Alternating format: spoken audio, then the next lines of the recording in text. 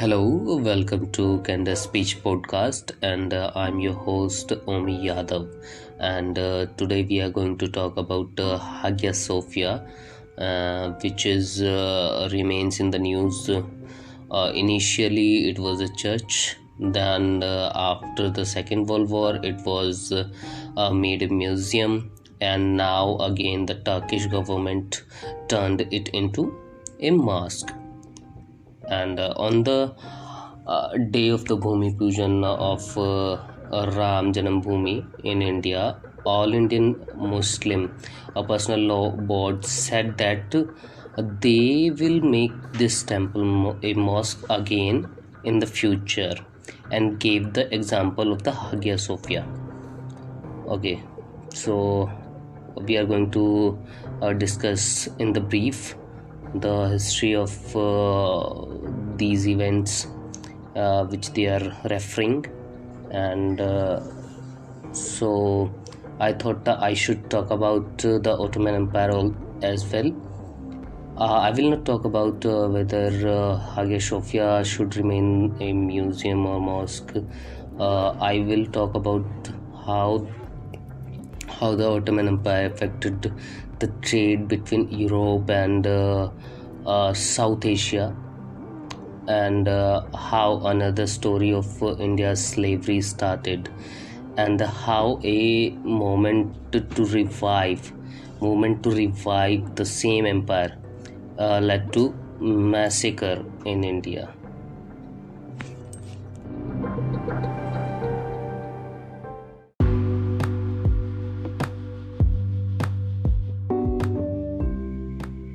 There was a Byzantine Empire which includes North Algeria, Libya, Italy, Turkey, France, and Spain.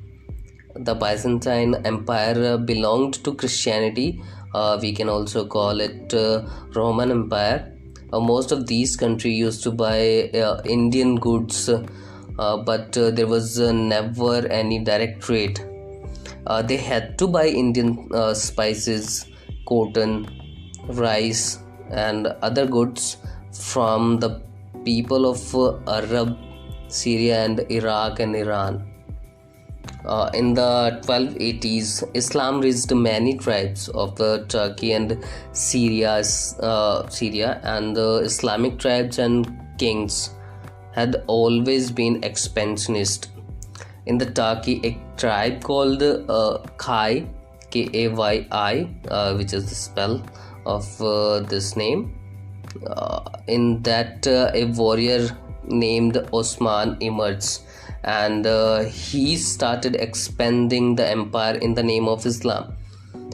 After his death, King Murad formed a Janissary army in which Roman Christian boys were converted into the Islam, and then all of them were admitted to the army.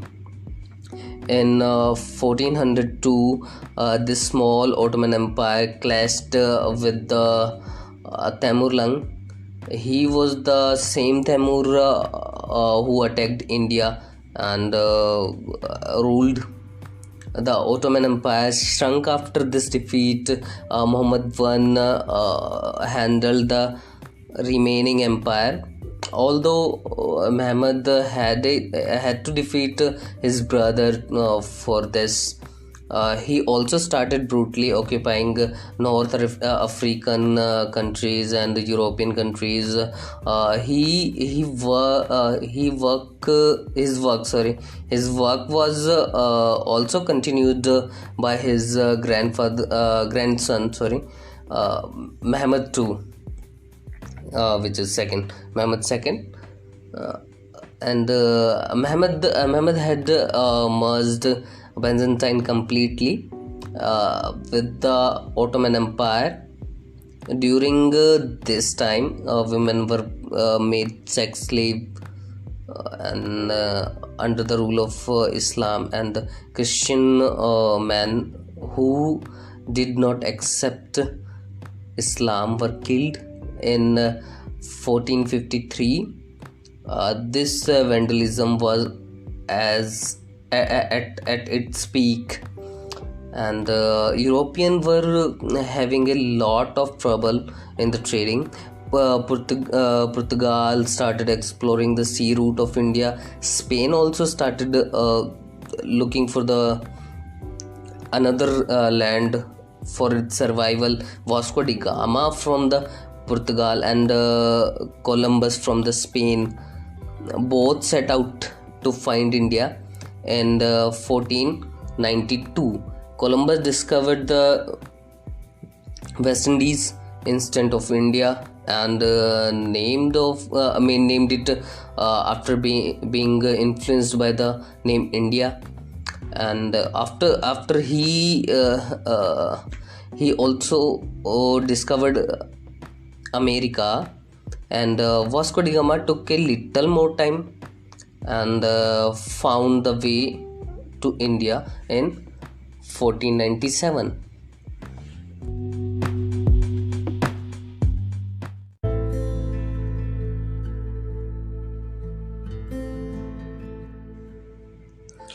Portuguese started selling goods in European countries other than taking goods from the India for themselves. And they used to take cotton, opium, tea, and the spices and rice and the cotton from India, and sell them to their neighboring countries. After few years, the British arrived in India in 1608, and France also came to India after 60 years and stabilized its own company in Masulipatam. India was already fed up with the Muslim invaders, and now European also started enslaving many parts of India. And now from the early 17th century, more than 80% of the trade started by the sea route. Now all trade was started without the intervention of Iran, Iraq, Ottoman Empire. At the same time, colonies were also formed by the northern European countries. Over the time, they were getting richer, and they modernized their army as well and their weapon. In 1683, the Ottoman faced the Battle of the Vienna. It's Vienna. Greece gained independence from the Ottoman Empire in the 1830. Due to this weak economy, their hold was very relaxed on their provinces. In the Battle of Balkan, which happened in 1912-13, the Ottoman Empire lost almost all its territories.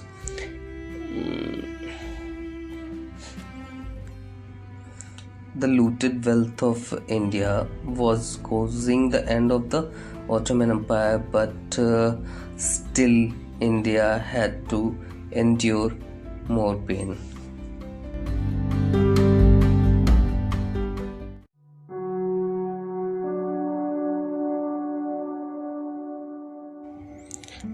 Now I am going to talk about the Moplah genocide of Malabar Hindus and how it's connected with the Ottoman Empire. In the middle of 8th century, Arab came to Kerala to do business. Along with these Arabic Muslim businessmen, their employee also came from Arabia. With time, they started settling in this area, and they married with the Indian girls. For this reason, they were also called as Maipilla. which literally meaning is son-in-law. In English, this word was wrongly pronounced, and people used to call Mopla. After some time, their trade declined. Arabic people were not efficient in their sea war, so they were getting a good fight from the Portuguese, and that was the reason why their trade ruined. This could be the main reason why their trade were reduced. Their employees later started working under the Hindu zamindar. They used to rape women and convert them at certain intervals, because they was from the starting they were radical minded people. Even Tipu Sultan later also used them for their cruelty. Tipu took them some Tipu took some Moplahs from here and resettled them into the Krug, and Tipu did this only to bring demographic change, and Maipilla was also asked to the spread Islam.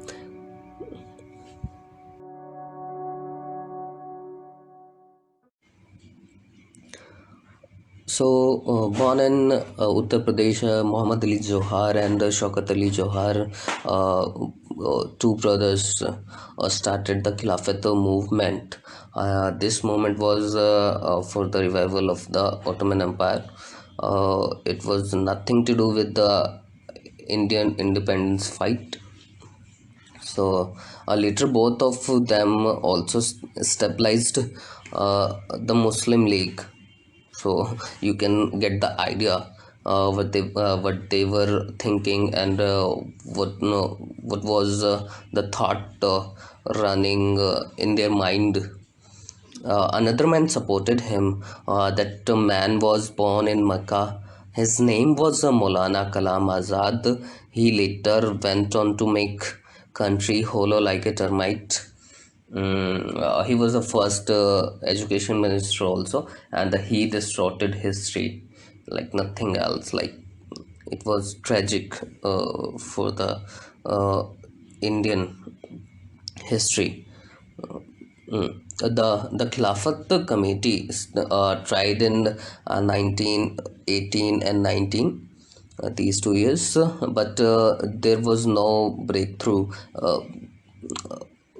But by the time Mahatma Gandhi had became by that time Mahatma Gandhi had became a major leader of the Congress, and his fame had spread throughout the country.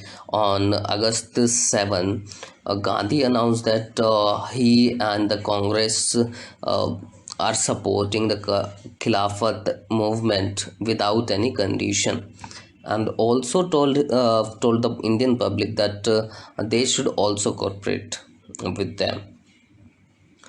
With this announcement of the Gandhi, it was also considered an Indian independence movement by the Hindus of India.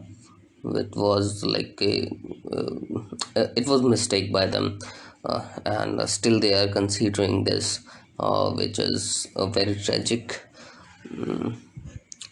And Hindus of the India and had to suffer the brunt of it by this wrongly mistaken thought. And in 1920, the Khilafat committee went to the House of Hindus in Malegaon and asked them to accompany them. The Hindus were told that your leader Gandhi is with us. Are you with us? Violence was common in the speeches of the Khilafat committee, and all speeches used to surround Islam and its surroundings. if someone said that they did not want to be a part of it, this violent activity, then they were killed, their houses were looted and were set on the fire. The same thing happened in the Barabanki too. Women were also raped there, shop and houses uh, burnt by Muslims. The Ali brothers had said in their speeches several times that if Hindu do not participate in violent demonstrations with you, do violence against them too. Um, when Khilafat committee asked the Muslim troops to revolt under the British rule, they some in the huge number. Uh, the soldiers was working in the British army also, so they were telling to them to revolt against the British rule. The English government had put to the Ali brothers in the jail. With this, the violence took a bigger form. On the other side, Gandhi started singing the raga of Hindu-Muslim unity, Ganga Jamna unity, these kind of stuffs.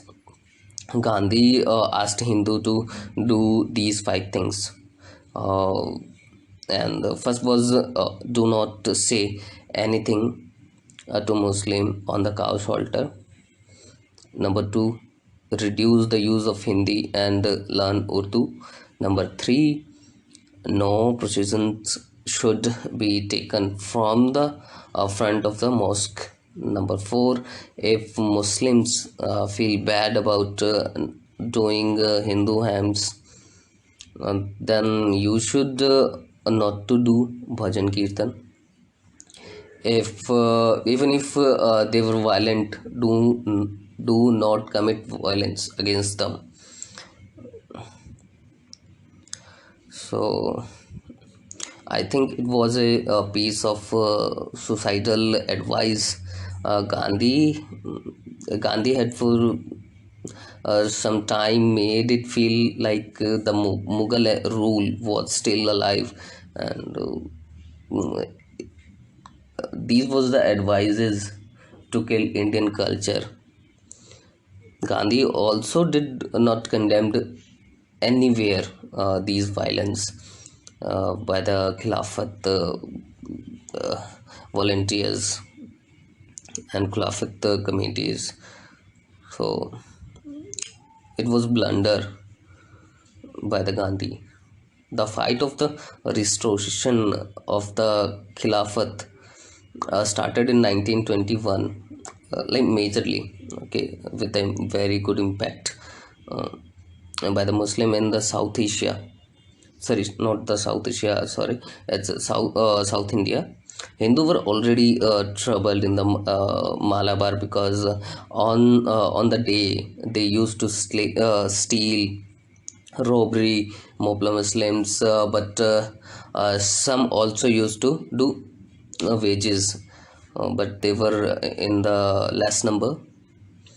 As was the order of Khilafat committee, the Mopla Muslim also went door to door and asked for their help in the rebellion. Hindus already knew their violent nature, and they knew they would revolt violently, and Hindus said that we will not support you. You should fight this battle alone. In a way, they were right to say that because they were looking to British for the restoration of the Khilafat Empire in Turkey, which was only to spread Islamic rule, and but as Ali brothers had declared, Mopla Muslims started violence against Hindu too, and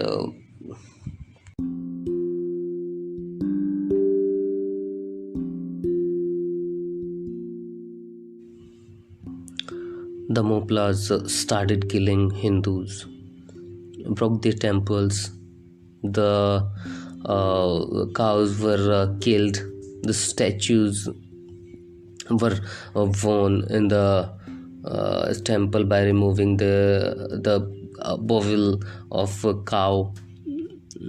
Women were raped in front of their family.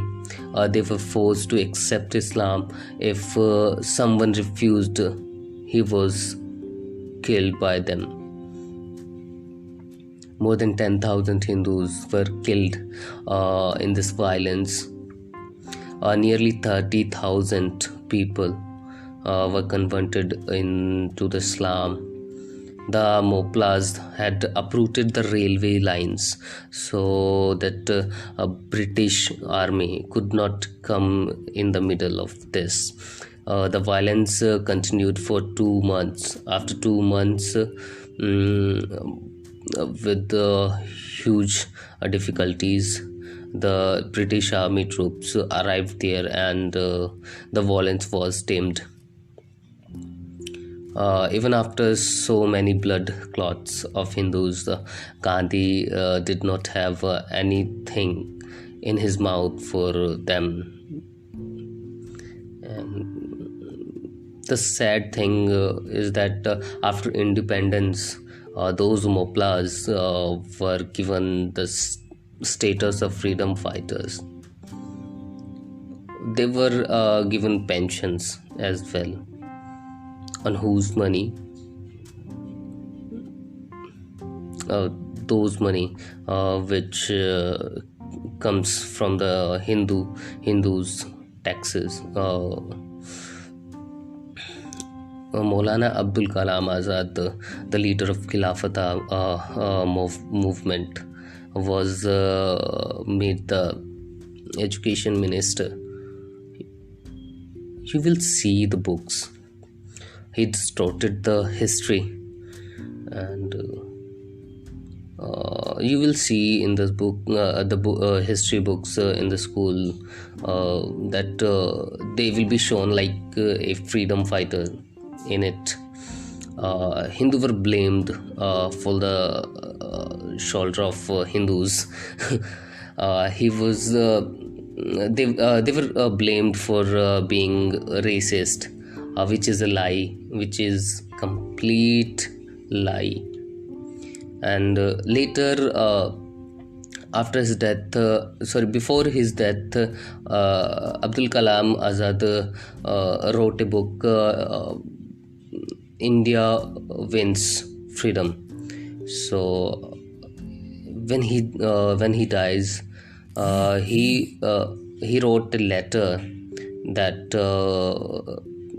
please add 30 pages in it after my death, and in those 30 pages he wrote that Jinnah was the right, Nehru was wrong. So he was the person who supported partition of India on behalf of religion. So there's a very large number of lies in surrounding us and in our books, lots of. So this massacre will complete 100 years in 2021, and Khilafat movement already completed 100 years. So I thought that I need to talk on this, so I just made this podcast.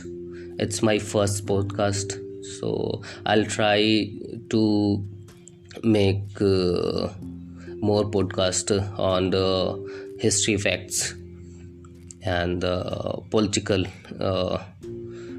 things. So please follow my podcast and follow and subscribe my YouTube channels as well. So And I will it's my first podcast, so I will correct my wrong things which I have done in this podcast. So Jai Hind, Jai Bharat,